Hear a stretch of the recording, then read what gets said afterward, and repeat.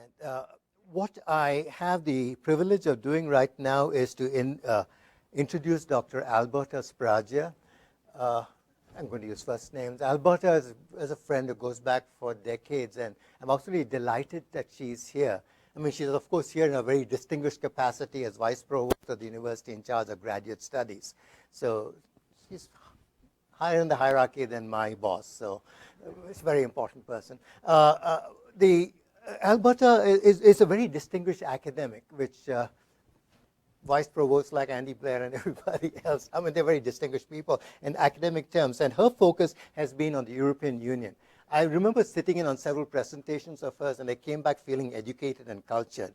As a very well-trained person, I lack culture and education, but you contributed a lot, Alberta, through the sessions I've sat in. And she has published in a wide variety of areas, and in terms of urban public finance, European public finance, a particular focus is Western Europe and the EU.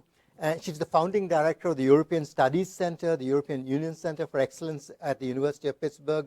She received the European Union Studies Associate's Lifetime Achievement Award, as well as the University of Pittsburgh's Provost Award for Excellence in Mentoring. If I go through I'll use up all the time that Bopa has saved if I go into more detail.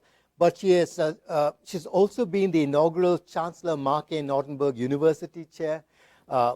She currently holds a Jean Monnet. I don't know how to pronounce that. I'm uneducated. Monet. I was wondering whether it was. Okay, Monet. Thank you. It's like a painter. Okay. But the extra N bothered me here. The Jean Monnet Chair.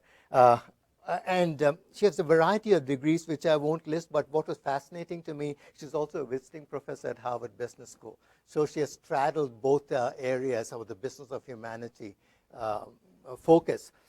The reason I'm particularly delighted she's here is, as many of you know, and I'm old, so I'm entitled to keep repeating myself. I keep saying to many of you, I feel there's some Jungian synchronicity or some higher power at work in this project, because everything falls into place, including Christy joining us, and we're just very needed and things of that nature. So one of the things that a higher power does, I guess, is bring people together, and I see Alberta as playing this higher power role, because she is the person in terms of our efforts to build connections between the School of Social Work and the School of Business. Had lunch with John Wallace, which she hosted and paid for, which she pointed out. It was a great lunch. But that led to all kinds of fantastic things happening, and she's always been supportive of this project, so I'm absolutely delighted to have her representing the Provost of the university and the university to say a few words now.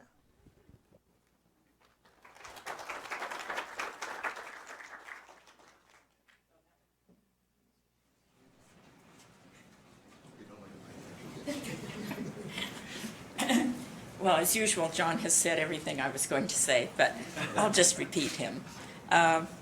First of all, on behalf of the Office of the Provost, I want to congratulate the organizers of this conference, as well as the organizers of the Business of Humanity project, because the aims and objectives of that project have been very, very dear to me ever since I heard about them from John.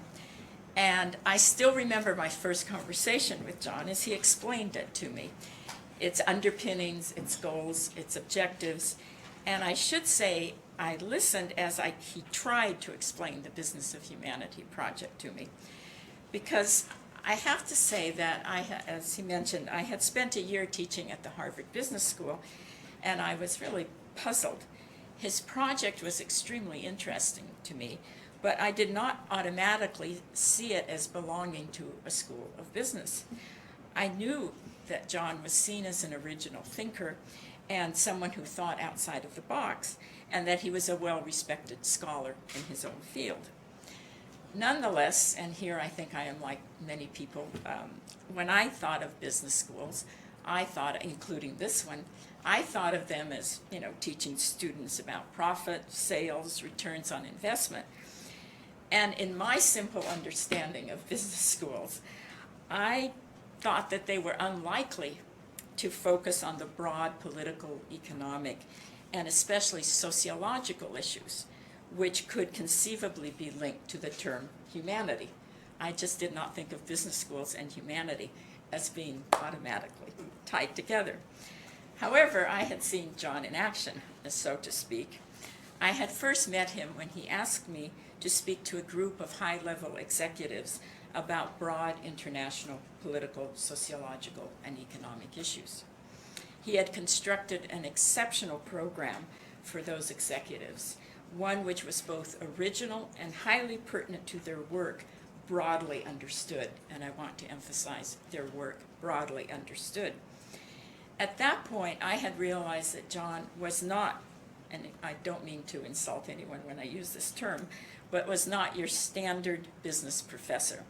He did very original work, but not original work within the bounds of the scholarship of business, but just original, period. And he conceptualized problems in original ways. So I thought that perhaps his project would be suitable for a neighborhood which is near my own neighborhood. My neighborhood is affluent with very little crime. John, I live in Point Breeze. Nearby, however, is another neighborhood, Homewood, which is characterized by a great deal of poverty and a very high crime rate. Homewood, while facing many difficult issues, is also a neighborhood with very hardworking residents, one of whom I have known for many years.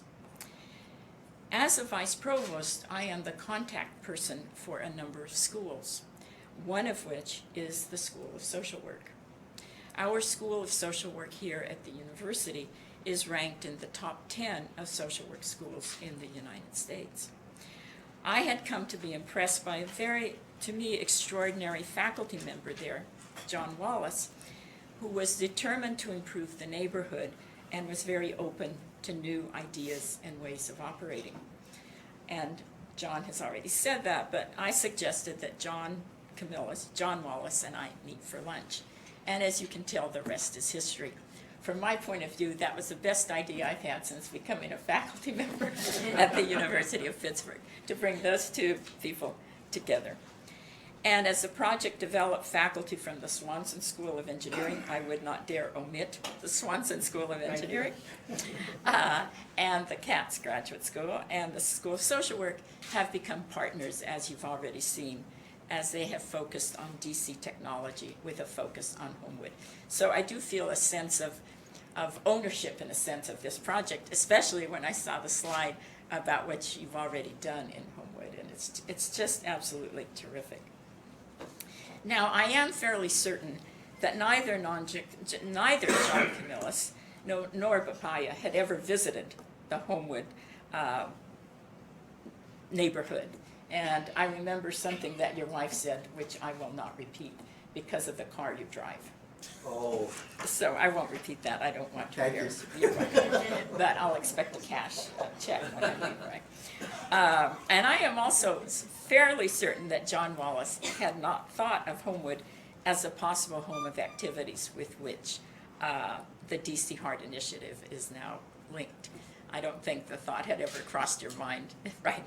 So, as you already know, they've already gone quite far toward the idea of this greenhouse and so forth, so I won't repeat that.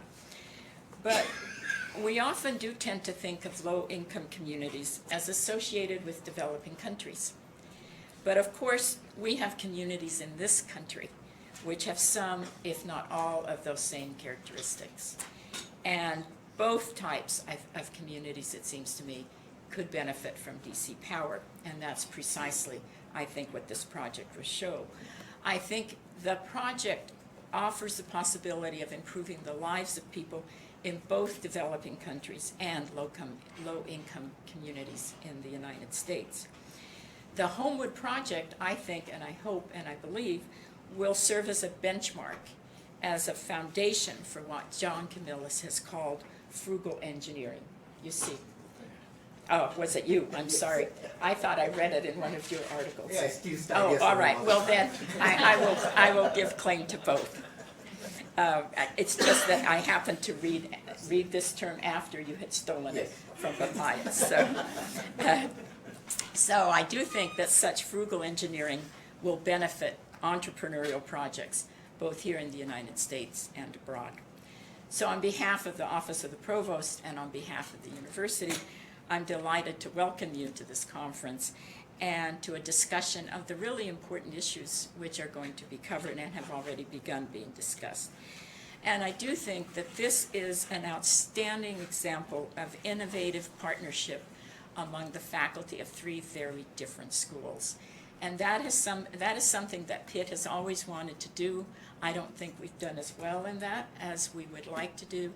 And I do think this is really a model where you have expertise from three very different schools brought together and to create something that's really original and that I think will put Pitt on the map. And I think that's the kind of work that is what we need at Pitt to be put on the map internationally as well as nationally, where you get very smart, very creative people from our very strong schools who work together and create something that's really different, unique, and really, really powerful when you describe it, and it really sticks in the imagination and the conceptualization that people have of the University of Pittsburgh. So I want to thank you, John, for asking me to speak, and I want to thank John Wallace for not looking totally astonished when I said I want you to meet someone from the business school, and I believe you said, Alberta, what for? And so I think that this conference answers that question. Thanks. Thanks so much.